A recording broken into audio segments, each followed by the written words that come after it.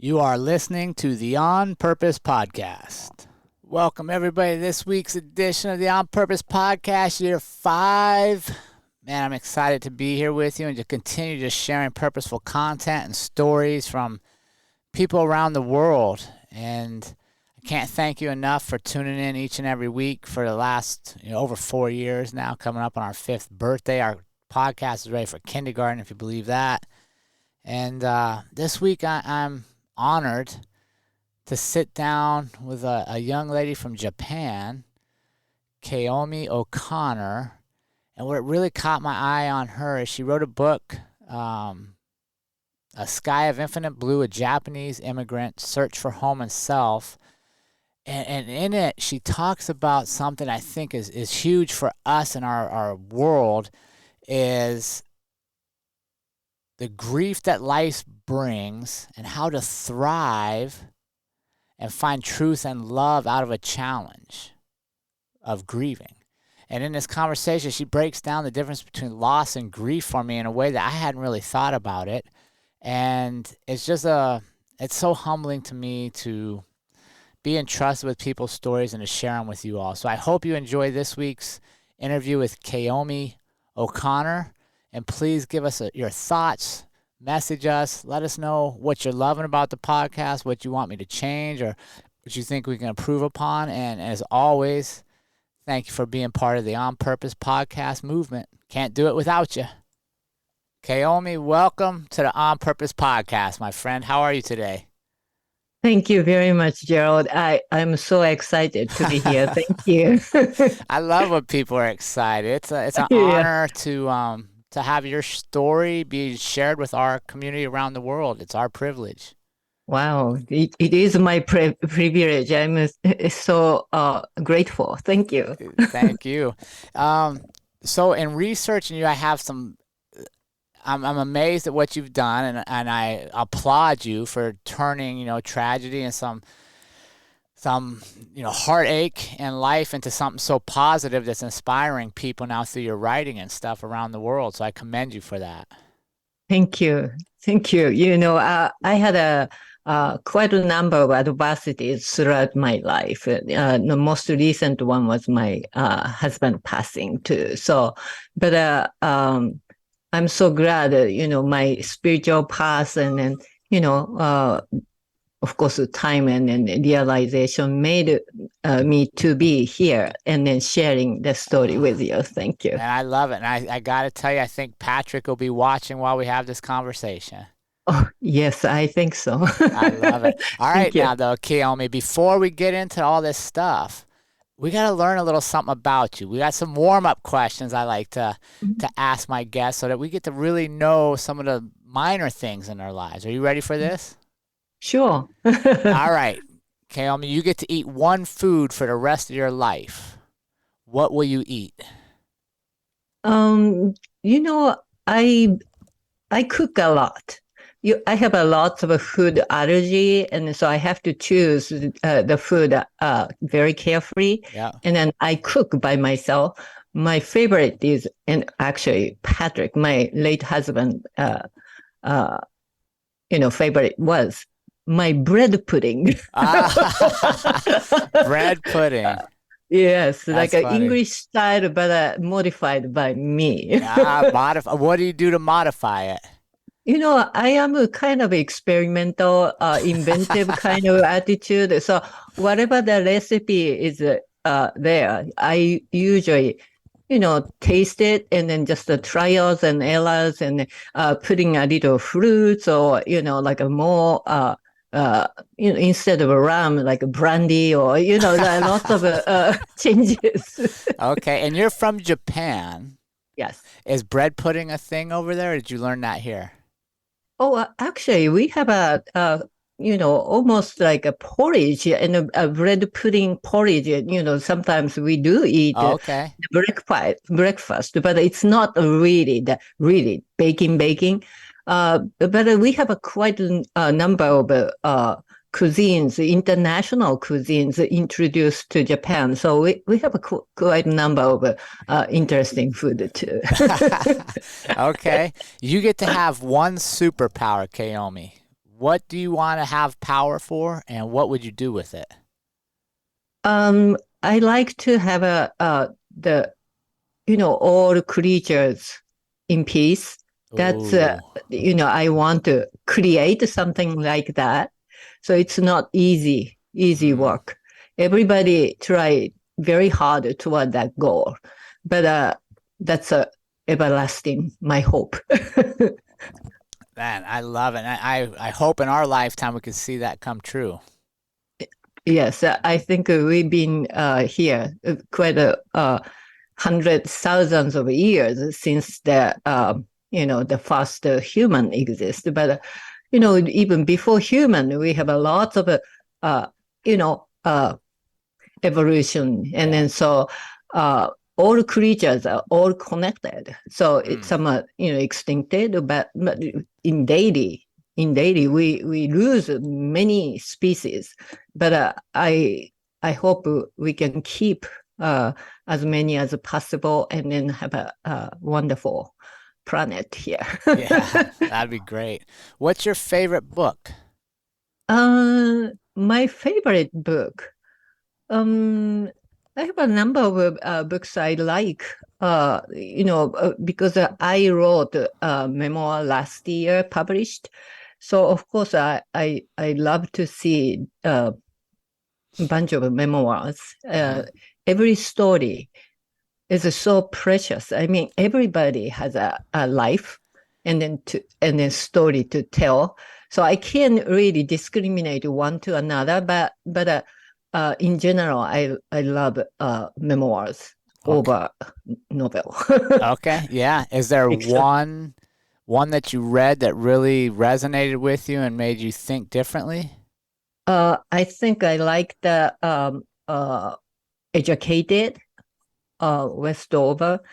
Uh, she was a very young, kind of isolated in Wyoming, in a quite a eccentric family, and she wasn't educated until I think she's almost becoming teenage.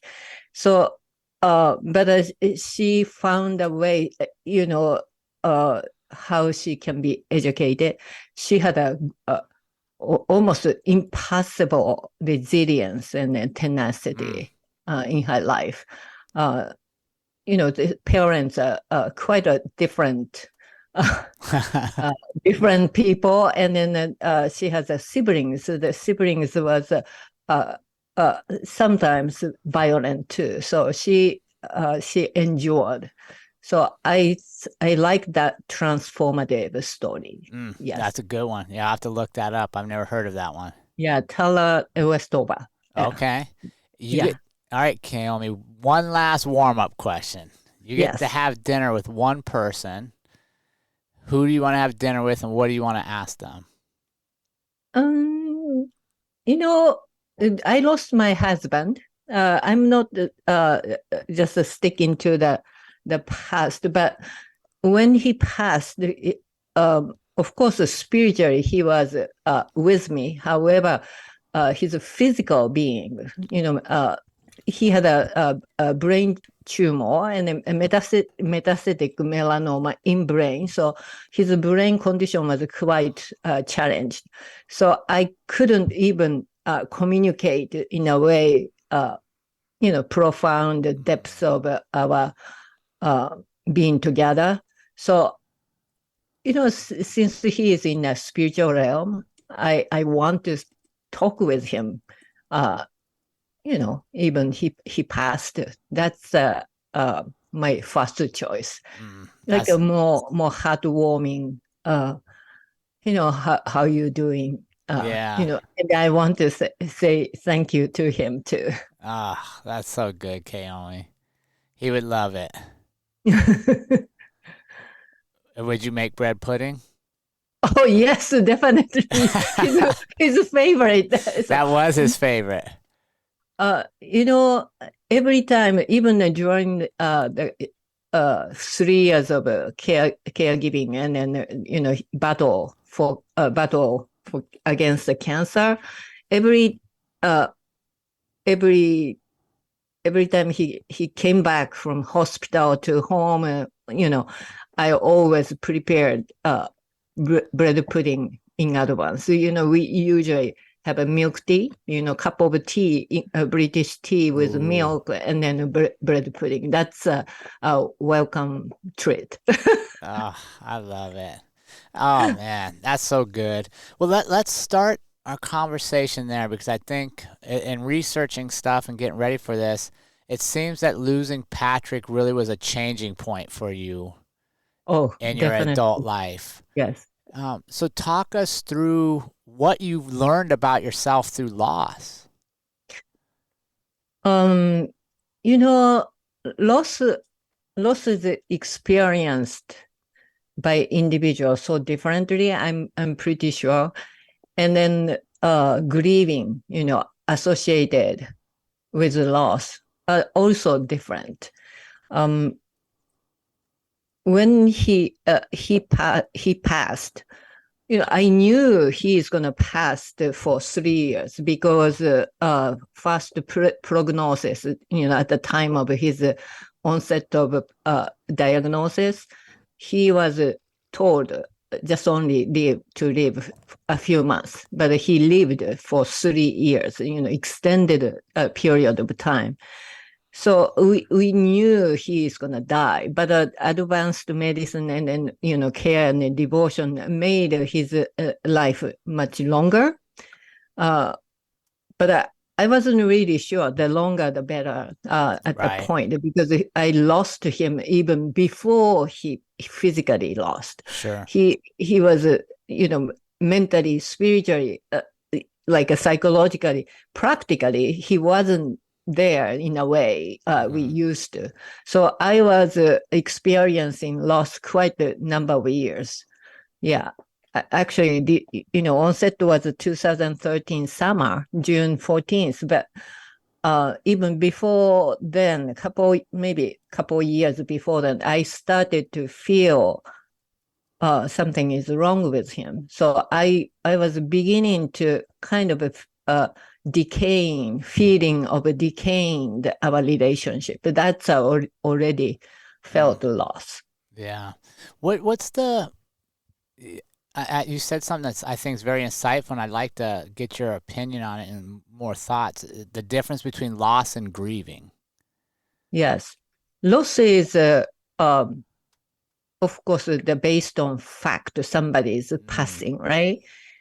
Or the loss could be, even extended in our daily life. Our best friend is moving to a different state, or like losing job, or anything you felt lost is a loss, right? And then depending on how you feel, how much you love to that subject or the person we have kept in our mind, that love is the grieving itself. Without love, grieving doesn't exist, I think. So grieving is based on the love. Yes. That makes sense. Yeah, because I guess you don't grieve stuff you don't love. Yeah. You don't really recognize it's gone. Yeah. And so how you love that subject, the people, and then the loved one, that makes your love is always resonate in yourself, even that person, it doesn't exist, that thing doesn't exist. But the memory or lots of interconnected subject comes to the surface. It just reminded of the love. Love is consistent. The person is lost. Love doesn't stop. Where's it go? Huh? Where's the love go? Where does it continue to be? It is within us, right? And then also, of course, in a way, atmosphere or even the places we visited or the people who communicated, every opportunity is the one reminding us of the love. So, but okay, I 100% agree. So how do we get ourselves to see the love in those moments instead of just seeing the loss? Does that make sense? Yes, yes. I think it's a kind of a important kind of we have our own boundary in our heart. So if you are focusing on loss, you are going into deep end some way. But the love is the one, uh, even healing process. The love is the one leading us to heal, basically. Yeah. So if the person or the subject that doesn't exist, but the healing is still ongoing. And then the love is the one slowly make us heal from the trauma of the loss. And Yeah. that's one of the consistents in life, right? Yes, I think so. We constantly having losses and then traumatized and then healed and then heal and then grieving comes together. Yeah, I love how your perspective on it because you see it as part of the living process, right? Like life Yes. isn't supposed Yeah. to be perfect. It's not Yeah. supposed to be pain free. Like we're all gonna have pain. Right. Yeah, exactly. And then it's not the turning the page one to another page or like a switching switch channel A to B. We are not losing any love, but we are still learning how we can sustain in this living in this life with the pain or the love we held inside. Yeah, that's amazing. And this was just one of the adversities that you kind of used throughout your life to chronicle and to share with the world. What made you want to share those stories? Yes, I have a situation, I mean, condition I created by myself to survive in the severe adversities. So that started from my childhood. I was emotionally, verbally abused in Japan. It started when I was still preschool, Okay. 3.5 year old. And then my mother was also abused by the same people, like my father and the paternal families. And then I was a middle of three daughters to my parents. And my elder sister was, classified or treated very specially as a papa's child. But I was mama's child. That's how they categorize. And as they abused my mother, they started to abuse me too. And I didn't know what to do. But eventually, to survive and then to make balance in my life, I started to wear the protective armor on myself. So even very little child, I have a very bubbly, very bright, like a always a smile kind of very kind of a sunshine kind of personality, but also being abused and going introverted. And then I started to feel shame because at the beginning I didn't understand it, but eventually I thought something was wrong. They did dislike me because I'm doing something wrong. And then I started to criticize myself and then it became habit. But to make the balance, I have to have two separate lives. One is with armor. The other one is without armor. So, without armor, I was very hot. So anyhow, when I was protecting my husband from cancer and then all of the any practical assault. Sometimes, medical system give you a little difficult time, like mistakes or whatever. And then, but emotionally, it's very challenged. So during that very fast-moving roller coaster ride, I have to protect my vulnerability. So I without knowing, I put armor myself and I pretended I am a warrior. Yeah. So otherwise I couldn't make a balance. So that kind of a thing happens in our life. So adversity makes you, the truth and the lie come together in our life sometimes. So, Pretension. Kyomi, talk to me about. So it sounds like you're aware, like you're aware that am I armored up? Am I protecting myself, or am I being open? Mm-hmm. When did you first recognize that there was like two of you walking? When did you first notice, like, well, okay, I can't have the relationships I want if I keep my armor on all the time? Yeah, I think when I was a kindergartner, I already knew. I was, Really? That I was, young? yes. And Wow. then even at the elementary school, I was doing pretty well, at the school, and then communicating with the teacher and the friends and friend parents, and I was pretty good at. But but at the same time, I felt so much pressure to carry out that role. Every day when I go to the school, even in the kindergarten, I have to pick up one of the introverted male friend to go to the kindergarten together. I was holding his hand and then I was guiding him to get there. And so that kind of like a leadership role was always with me. But if I really like it, yes, I like it. But also I hate it. So I knew my kind of like a separated, dissociated feeling, and then how I was living, and then I had a doubt. Yeah, I developed that kind of a dissociated feeling very early in my childhood. Was there an impact, you think, on your later Oh, self for having that oh, so young? oh, definitely. Yeah, I always had this pain and then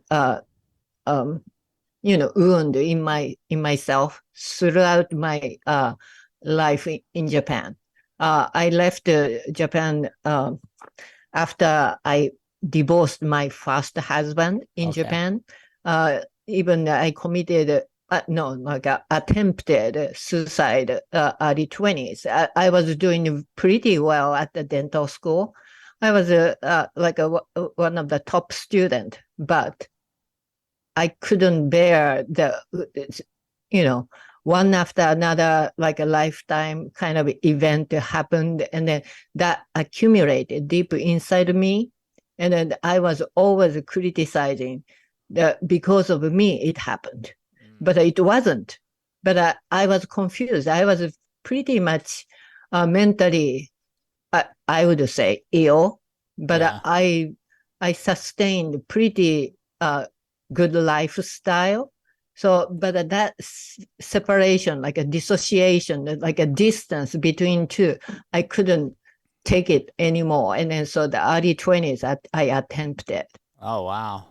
Yeah. Well, I'm glad it didn't work for you. We wouldn't be having this conversation. I know.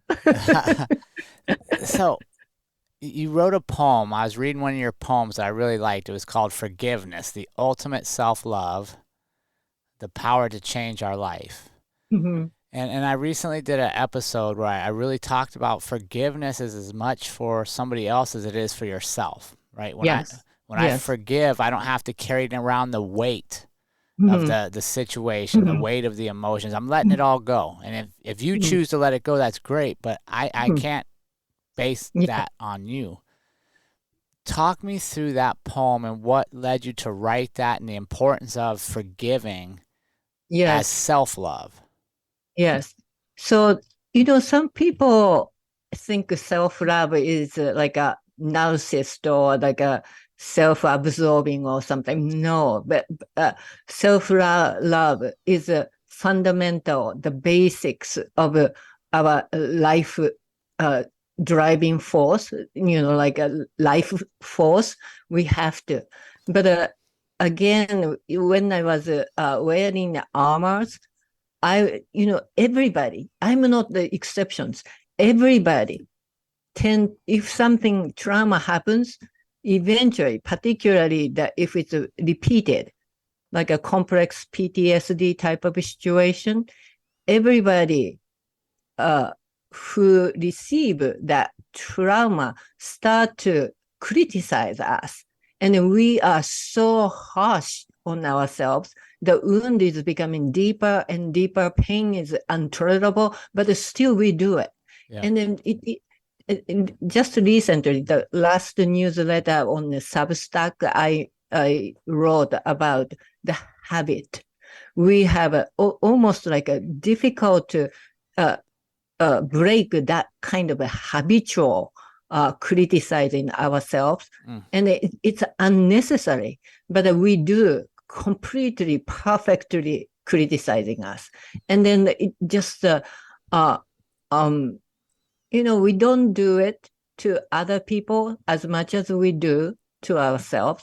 So we have to let go and break that cycle of criticizing ourselves, abusing ourselves. It's so easy to adapt that kind of attitude to criticizing and self-tormenting attitude. So that is what we need is love. Nobody else. Because we have some sort of boundary, but we don't have a boundary to ourselves inside. We have to see ourselves from the distance, like above us, and how we are treating ourselves. Then we need to pour out that love to ourselves to heal. I mean, healing is must be done because we constantly hurting ourselves. So forgiveness coming from that, breaking through that habit, we don't know even we have that habit, but the habit is usually, attached to some memory storehouse, and then that memory storehouse is resonate and then almost sparkle all the time. So even the small stimuli here and there coming, and then the depth of the problem is flaring up, like inflamed. Yeah. So that's why we need to stop. I love you said something that I want to go back and get more from you, and I loved how you said this is we put up boundaries. Yes. On what other people are allowed to say to us, on how other people are allowed to treat us, or we don't hang out with them. Exactly. But we don't put up boundaries on what we tell ourselves. Yeah, exactly. I can be so mean to myself. Exactly. and just accept it, right? So how would you, so say that's me. Say I'm really mean to myself. What would you say to me to help me stop doing that? Yes. So first you have to pause yourself. The cycle of criticizing yourself, imposing yourself is like almost like it's like accelerating, and then it never stops. So you need to take some sort of means or tools to pause. So sometimes you go outside and walking, or just listen to the music, or first you have to distract yourself to break that, cycles. And then if you could, nature is a very good thing. I listen to the waves, sound of waves, that monotonous, like a repetitive, that cycle soothe you. So that like a beach, or I even listen to the breeze, the air. You don't usually pay too much attention, but the breeze has a sound, special sound that soothes you. Yeah. And then they soak in. And then once you break, you start to feel a little room. And then you just kind of a spiritual expression, but you think you are above your body, your soul and the spirit moving out of your body, and then see from the sky, and then looking down you, and then with love, you can look yourself with love, and then that's quite different from that going only on the cycle. Yeah. You can just pause your life. Yeah, I It's think very meditative. it's meditative. Yeah, I think it's a pause. I think that's a good term, right? You got to pause your thoughts. You got to pause your Yeah. life, and Yeah. that's why breathing's so important, right? And that's why meditation includes so Yeah. much breathing, Yes. because when you're Yes. So I used to meditate in a specific setting, like a 20 minutes, 30 minutes, but I don't do not any longer. I am a Buddhist, so I do chanting, or, throughout the day in the action, you can make that pause and then a meditative moment. So if you just realize it, for instance, if you see something like a circle or round, any shape in your daily life, you encounter the circle, that's a moment you pause. That makes quite a number of a round shape. If you have a cup, and then if you see the cup from above or the bottom, it's a round, right? So you pause. Yeah, you pause. Yes. I love that. Yeah, so that would be kind of a metric for you. You'd say, if I see circles, I must pause and take a breath.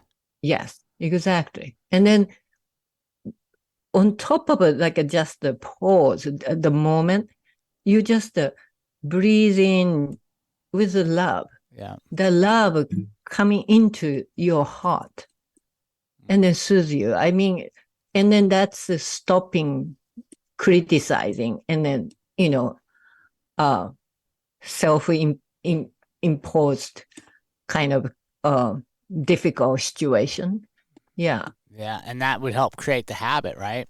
If you're practicing like that, then at some point it'll become subconscious. You don't have to see a circle to stop. Definitely. Yes. I think practice is very important. I think particularly forgiveness, self-love is very difficult practice. So that's why I think yourself, see with a boundary, and then giving the lots of love to yourself as you do others. Yeah.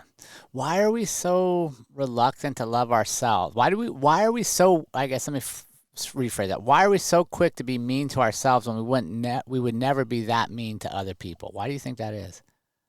I think because, I'm sorry, I may be wrong, but I feel this way. When we are born, we change totally. We are changing the rhythm of the lifestyle. We started to, when we are in the mother's womb, we don't breathe air. We are basically living in water, right? Like almost like a marine life. Yeah. So we are going evolution through the tiny embryo to like being born. We are in the ocean of womb, right? Mother's, so as soon as we started to go through that very difficult, traumatizing experience to change from a marine life to the, airborne kind of a land-based lifestyle, we have to gush out all of that water and then replace. Even we have a lung, function will change from water to air. So that big traumatized experience thereafter, we have called society. So we are always look up to the system, and then the system demands us who we are. But it is different from we truly we are Yeah. as a human. I think before we are born, we have I'm believer of many lives, Yeah. the past lives. Okay. So the many lives repeated, and we know the wisdom and compassion. We know who we are and humanity is. But as we are born into the specific system or culture or religions or whatever, we lost, we forgot. Mm. Yeah, I think you're right. And that's one of the reasons it's so important to rediscover ourselves, Yes, right? yes. And I We love, are, yeah, we have a mission of rediscovering ourselves. yeah, it's easy for us to get buried in life. Yes, And I love yes. that you talked about you found wholeness of you Hmm. and your life Hmm. really after Patrick passed away. Yes. I think that adversity pushing me to the corner, I have to find truth. What Mm. was the truth? And then the truth was already there before I was born, but I totally forgotten. What were some of the truths you found? About the humanity or Mm-hmm. the love we forgotten. Mm. I think that's the most important. And then right now we have a lot of divisions, but Mm. we don't listen to each other. And so we totally forgot the very long history of humankind, 200,000 years, not just only last 50 years, last 100 years, 1,000 years. So Yeah. unfortunately, No, you're 100% right. We put so much weight on yesterday and the day before we forget how long we've been here. Yeah, And that I know. most of the problems we face aren't new problems. Hmm. Humankind has faced them before. Yeah, exactly. It's a repeating, like a history repeats, and then who is abused, who is being abused, who hurt, who was hurt. It's almost become equal. If you Yeah. look into the like a record, like a registered in our history, there are lots of history to even absorb, and then we can be a little more understanding. Yeah. No, I agree. Yeah, if we were more understanding with each other, the world would be much better, right? Yes. Kyomi, talk to us about your book, A Sky of Infinite Blue, A Japanese Immigrant's Search for Home and Self. Oh, thank you.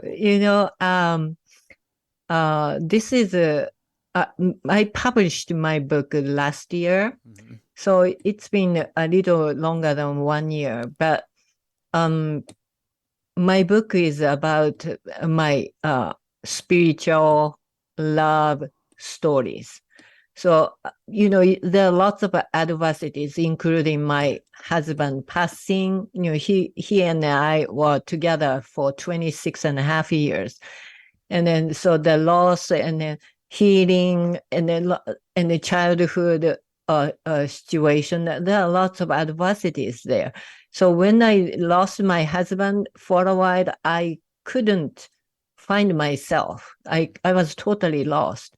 And in the depths of grief, I realized I was juggling the duality of life without armors, right? And then that resonate my childhood. And then it all came together to me. And so that's why I have to find what was really truth in me. And then so that's how I begin this spiritual and love story. And then at the beginning, when I was writing, I didn't think it's going to be a book. But, at the beginning, I was like almost, lots of accumulated emotions, feeling was gushing out. And then I was crying all the time. But depths of truth wasn't there because Mm. I was hiding. Mm. I get used to hide everything. So digging into the truth was a very painful process. But I was so fierce. I mean, I was like a warrior. Yeah, I love it. Determined to go through it. And then once I started to dig deeper, I realized this is going to be probably helpful, useful for other people. But some people may not want to read, the adversities, but memoirs, the strengths of a memoir, and then the beauty of a memoir is something you can resonate, and then you can find yourself in the book. So I hope my book is that kind of a book. I got so many awards, by the way. That's good. It means you Yes. created a good book if you're getting awards. Yes. Yeah. What was the process like for you writing it? What was the emotional process of putting your thoughts to paper? Yeah. When I was in Japan, when I was a teenager, I wanted to become a journalist. So I have a definitely, liking of writing, but writing, with the emotion at the beginning wasn't really readable. So like the first draft and the mini draft, it's not good enough to for reader to read. Yeah. So I have to make sure my voice and my experience is transmittable. Yes. Like penetrable to the readers. So otherwise, it's just like journals, right? Right. The book is different from journals. So it has to be, in a way, polished, the craft and the skills. But writing itself was a spiritual practice for me because pain and then difficulty I have to overcome, endure, and perseverance in writing. And then so that and then I was having a hope, wish for the reader to somehow learn from it, or something relatable to them. And then so that's a very important part of my book writing. Yeah. No, I think that's what we always hope, is somebody finds the power in the story, right? Mm-hmm. Yes. But here's what I always say is nobody can find the power in it if we don't share it. Yes, that's right. And you got to have the courage to sit down and do it, right? Whether you're going to have one reader or 100 million readers. Yes. Yeah, book writing is quite a hardship, but and after even published, hardship too. Yeah. What was the hardship after published? Like engaging, or I am not really the marketing person. Sure. I really hope reader can read my book, and then something they can feel it, and then they share the feeling. So that's my main purpose. But if nobody read it, that it never happened. Sure. Kyomi, it's been an honor having you on the show and sharing your story with our community. Where can they follow you to stay in touch? Where would you like them to reach out to you at? Okay, so I have a website, Kyomi O'Connor, KYOMIOCONNOR.com. And also I am actively writing newsletter on Substack, Kyomi.substack.com. Thank you so much, Kyomi. It's been an honor. Thank you very much, Jerrod. Thank you. And remember, team, life is far too short to live any other way than on purpose. We will see you all again next week.